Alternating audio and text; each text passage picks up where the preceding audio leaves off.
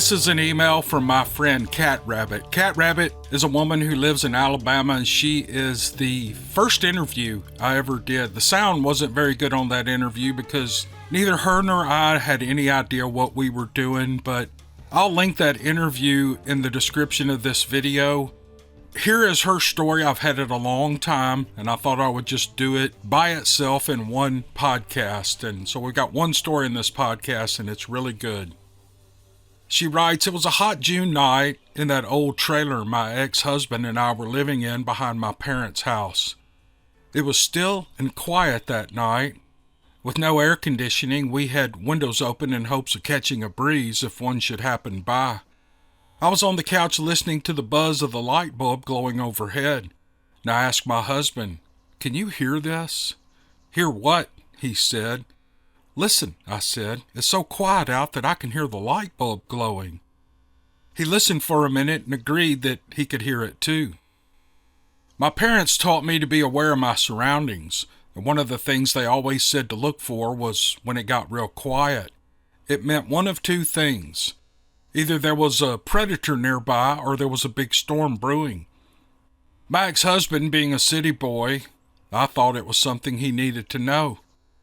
Even with the windows open that night, we couldn't hear crickets or tree frogs or anything else, only that light bulb buzzing.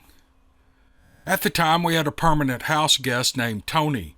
He was 15 years old, and he was one of those situations where he came to visit and sort of made a career out of it. I knew his parents, and they lived back in the county 6 miles away. And I don't know how they felt about him moving in with us or if they even knew about it, but he stayed for months. Tony had a crush on my friend Becky, and that night he'd taken his motorcycle to see her.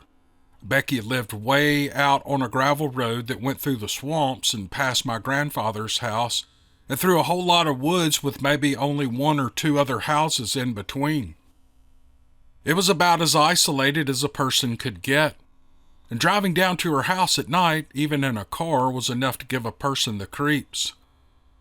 He hadn't been gone long when I noticed how quiet it had gotten. A few minutes passed, and I heard Tony's motorcycle barreling back up the road and down our driveway. He wasn't slowing down for the turn, or when he approached our trailer.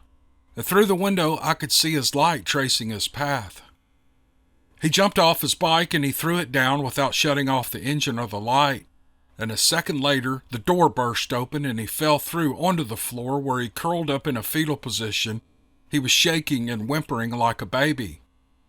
Well, I jumped up and got down beside him, and I was trying my best to find out what was wrong, but he couldn't talk. I could tell he was going into shock, and I was about to slap him to try and bring him out of it when he finally responded to yelling at me, saying, "What's wrong?" Tears streamed down his face as he told us what happened in a quivering voice.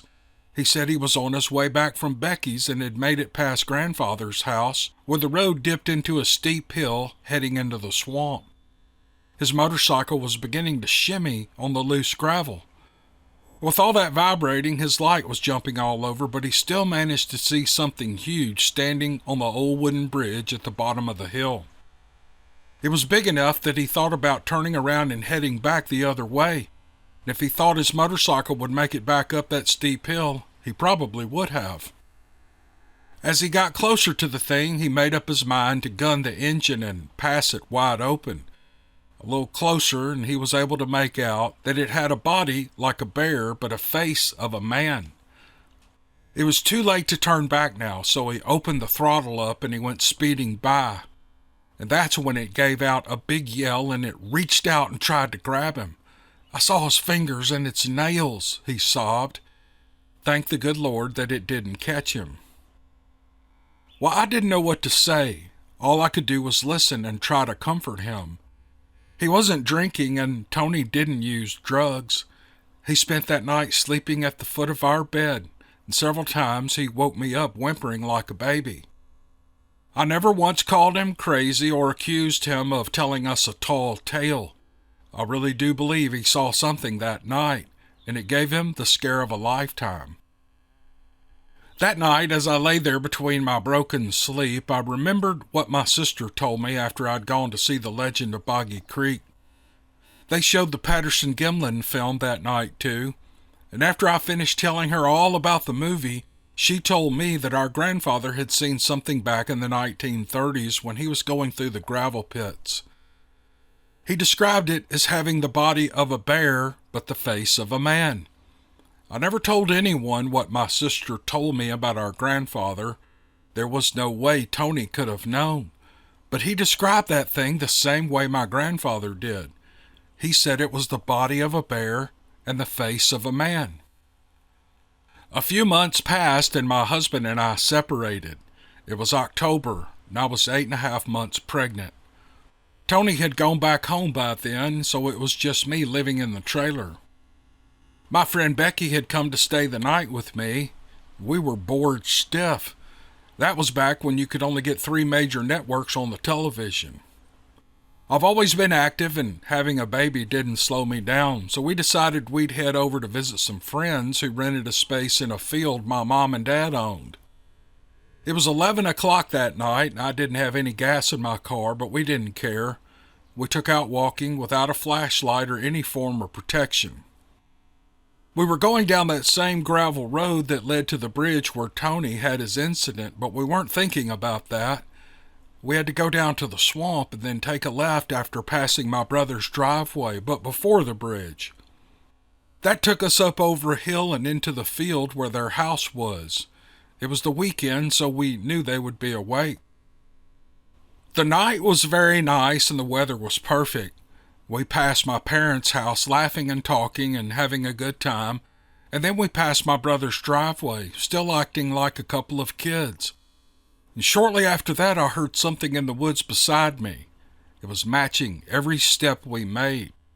We were on the gravel and making the sounds feet make on gravel, but this was crunching dead leaves and breaking twigs out in the woods.